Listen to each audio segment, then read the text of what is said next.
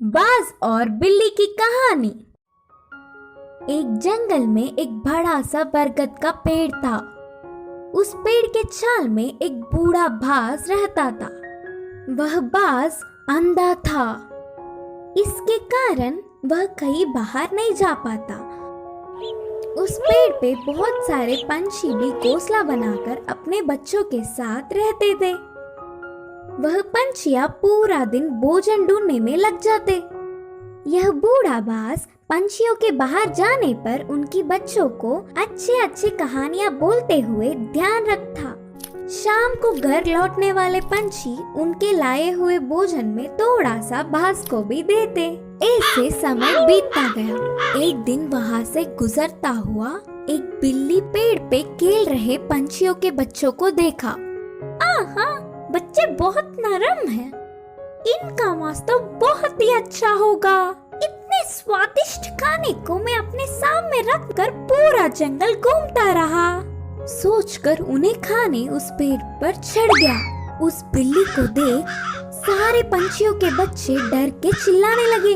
वह आवाजें सुनकर बाज शाल से बाहर आकर कौन है वो करके गुस्से में चिल्लाया। उस चिल्लाहट सुनते ही बिल्ली के ऊपर के प्राण ऊपर ही गए। उधर उन बच्चों के अलावा कोई नहीं सोचकर पेड़ चढ़ गया था। पर अब बाज को देख कांपने लगी। बचने के लिए उसे कोई रास्ता नहीं दिखा। जो होगा सो होगा सोचकर साहस करके कहा, हाँ, मैं एक बिल्ली हूँ। आपके आज्ञा के बिना इस पेड़ पर चढ़ के आने के लिए माफी चाहता हूँ।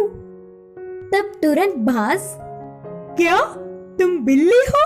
पहले इस पेड़ से उतरकर चले जाओ, नहीं तो तुम्हारे प्राण ले लूंगा, बोलकर चेतावनी दी। हाँ, पर अब गुस्सा ना हो। मेरा जन्म बिल्ली जात का होने पर भी उस जात के लक्षण नहीं आए। मैं मांस नहीं खाता, ऊपर से ब्राह्मण हूँ। इस जंगल के पंछी जानवर तुम सब बहुत ही अच्छे हैं करके तुम्हारे लिए अच्छा ही सुनकर तुमसे दोस्ती करने के लिए आया हूँ। बिल्ली ने बहुत ही होशियारी से कहा। बिल्ली के बातें सुनकर बाज बहुत खुश हुआ। इससे बिल्ली बाज की और तारीफ करने लगी। उस दिन से दोनों अच्छे दोस्त भी बन गए। तब से हर दिन वह बिल्ली पंछियों के ना होने के समय पर बाज के पास आकर 1 घंटा बातें करके चली जाती। बिल्ली के मीठे मीठे बातों से पंछियों के बच्चे उससे अच्छे से मिल गए। ऐसे कुछ दिन बीत गए। फिर मौका देख हाथ आए हुए हर एक बच्चे को खाना शुरू कर दिया। बिल्ली खाने के बाद बिना किसी को दिखे उन बच्चों के हड्डियों को बाज के रहने वाले चाल में फेंक दिया।